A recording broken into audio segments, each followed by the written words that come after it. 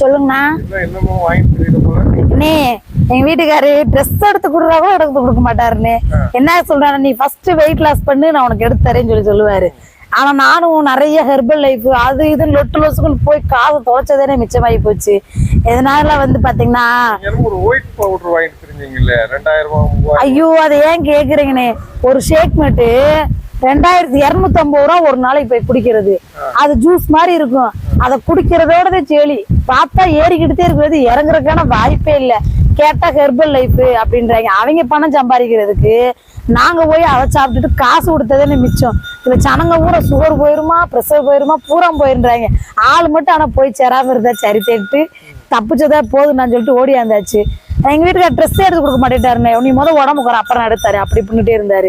ஆனா என்னன்னு தெரியல, என்ன நேரம் தெரியல, வேற என்ன வாங்கி தராரோ இல்லையானே இந்த பவுடரை வாங்கி கொடுத்தாரு. ஃபர்ஸ்ட் நான் நல்லா குடிச்சிட்டு இருந்தேன். இந்த இதை ஒரு 15 நாள் குடிச்சிட்டு இருந்தேன்.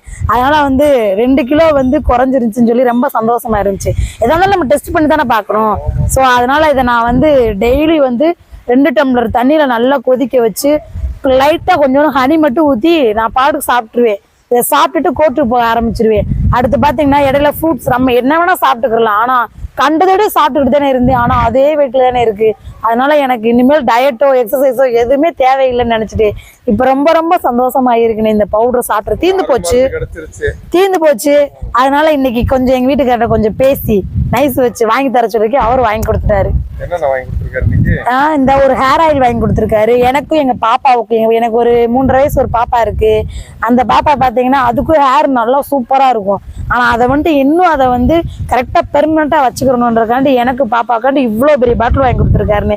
பரவாயில்ல, எதுக்கு எதுக்குமே செலவழிக்க மாட்டேன், கஞ்ச பிசுனாரினே.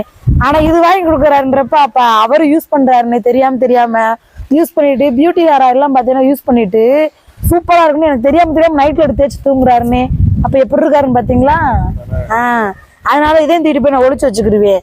ஏன்னா எப்படி திரும்ப வீட்டுக்கு யாராவது ஃப்ரெண்ட்ஸ் யாராவது வந்தாங்கன்னா கண்டிப்பா இதை யூஸ் பண்ணுவாங்க, தீர்ந்து போயிருவேன்.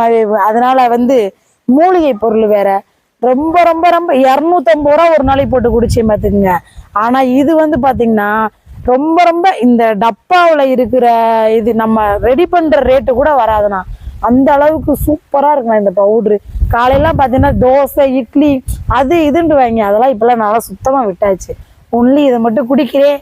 இன்னும் நல்லா வெயிட் லாஸ் பண்றேன். டெய்லி 2 ட்ரெஸ் எடுத்து தர சொல்றேனே, அதுக்காகத்தான் இதை குடிக்கிறேனே நானே.